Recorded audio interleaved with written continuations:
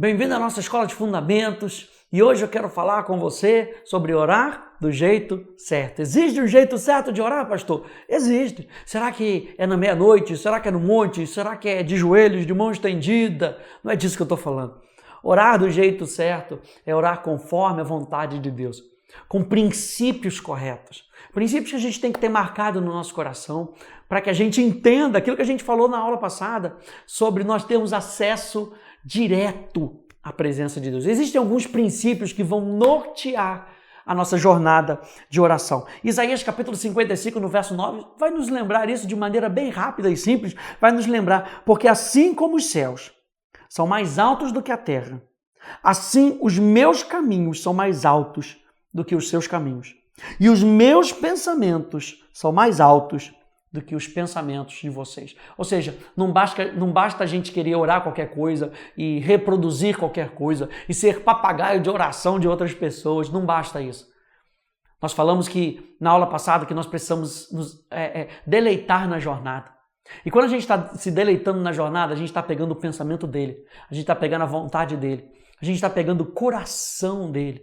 Então, se oração é comunhão, essa comunhão vai estar transformando o nosso coração para que a gente pegue o coração de Deus. E a primeira coisa que eu quero falar com você é que eu e você precisamos saber que Deus está no controle. Lembra que a gente está falando de oração e quando a gente está pedindo, quando a gente está agradecendo, os vários tipos de oração, eu e você estamos reconhecendo que Deus é a nossa fonte. Ele é a fonte de onde vem toda a bênção. Ele é a fonte de onde vem todo o suprimento, toda a direção, todo o conselho, vem dele, toda a boa dádiva, todo o dom perfeito, vem do Pai das luzes, vem do alto, do qual não há sombra de variação, ele não muda, ele continua realizando as suas promessas, ele continua te amando, ele continua te valorizando. Mas eu e você precisamos entender que quando nós estamos orando, nós precisamos lançar mão toda a nossa ansiedade e saber que Deus tem cuidado de nós. Você pode repetir isso comigo? Deus está no controle. É isso aí. Deus está no controle. Deus está no controle da tua vida. Deus está no controle da tua situação. Deus nunca perdeu o controle. E o que a gente pode saber disso? Quando a gente está orando, e talvez você esteja orando e você está tendo a sua comunhão com Deus, enquanto está tudo um caos ao seu redor. Mas mesmo assim, eu e você podemos ter essa certeza. Deus está no controle. Ele sabe de todas as coisas. Hebreus capítulo 4, no verso 13, nos lembra que não há criatura que não seja manifesta na presença de Deus. Pelo contrário, todas as coisas estão descobertas e expostas aos olhos daquele a quem temos de prestar contas. Esse texto é maravilhoso porque a nossa vida não está oculta de Deus. Deus entende o que você está passando porque Deus vê o que você está passando. Deus sabe de todas as coisas. Ele é onisciente. Ele sabe o que você está passando. Ele não está alheio à sua dor. Ele não está alheio à sua necessidade. Mateus capítulo 6, verso 32. E o vosso Pai Celeste sabe. Então guarde isso no teu coração. O meu Pai sabe. Se eu estou passando por isso, ele tem algum propósito nisso. Romanos capítulo 8 vai dizer que todas as coisas cooperam para o bem daqueles que amam a Deus, daqueles que são chamados segundo o seu propósito. Deus sabe. E Ele está trabalhando para que tudo coopere para você que ama a Deus. A outra coisa que a gente entende quando Deus está no controle é que a justiça de Deus vai prevalecer. Deus não é injusto. A justiça de Deus vai prevalecer. Pode estar demorando, mas a justiça de Deus vai prevalecer. 2 Tessalonicenses, capítulo 1, verso 6 a verso 7, diz: pois de fato é justo para com Deus que Ele retribua com tribulação aos que causam tribulação a vocês e que dê a vocês, que estão sendo atribulados, alívio juntamente conosco quando do céu se manifestar o Senhor Jesus com os anjos do seu poder. Eu e você, eu sempre brinco dizendo isso, eu e você não fomos chamados para fazer parte do time dos Vingadores. A vingança pertence ao Senhor. Eu não preciso ficar citando a vingança, se come com prato fresco. Vocês vão ver o que vai... Deus sabe lidar com as pessoas. E muitas vezes o que nós queremos é a destruição do outro. Deus está trabalhando muitas vezes na vida dessa outra pessoa que te faz mal, para poder salvar essa alma. Deus está interessado em salvar almas. Então eu preciso saber que a justiça de Deus sempre vai prevalecer. Nós precisamos saber que Deus trabalha em todas as coisas. Romanos capítulo 8, verso 28, sabemos que todas as coisas cooperam para bem daqueles que amam a Deus, daqueles que são chamados segundo o seu propósito. Porque todas as coisas cooperam para todas as pessoas? Não. Todas as coisas cooperam para o bem daqueles que amam a Deus. E amar a Deus é estar aliançado com a sua palavra. Amar a Deus é estar aliançado com o pensamento de Deus. Todas as coisas cooperam para aqueles que estão aliançados com a sua palavra, com o seu pensamento. E quanto mais cheio do pensamento de Deus eu tiver, mais Deus vai conseguindo me guiar durante o tempo da crise. Uma outra coisa, nada pode impedir o plano de Deus. Gente, que coisa maravilhosa. Nada pode impedir o plano de Deus. Jó, capítulo 42, no verso 2, diz: bem sei que tudo podes, e nenhum dos teus planos pode ser frustrado. E outro, nossos dias estão nas mãos de Deus.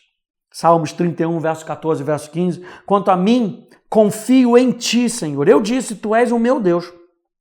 Nas tuas mãos estão os meus dias. Livra-me das mãos dos meus inimigos e dos meus perseguidores. Isso quer dizer que você está na palma das mãos de um Deus que te ama.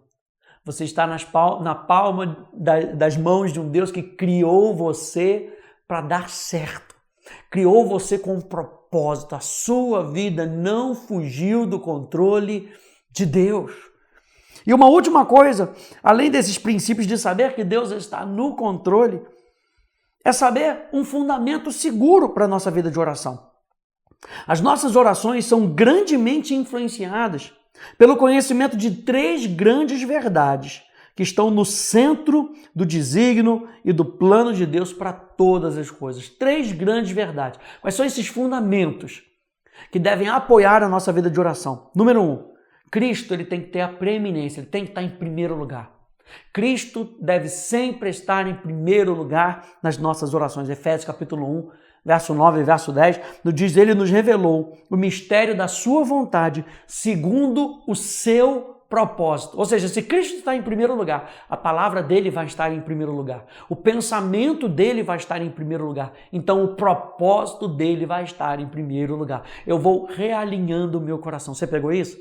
Qual é esse fundamento? Eu preciso realinhar o meu coração com Cristo estando em primeiro lugar, ele sendo o cabeça da igreja e sendo o cabeça da minha vida, ele vai estar como cabeça da minha comunhão com Deus.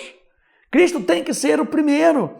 Ele nos revelou o mistério da sua vontade, segundo o seu propósito, que ele apresentou em Cristo, de fazer convergir nele, em Cristo, na dispensação da plenitude dos tempos, todas as coisas, tanto as do céu como as da terra. Segunda coisa é que o reino de Deus é inabalável.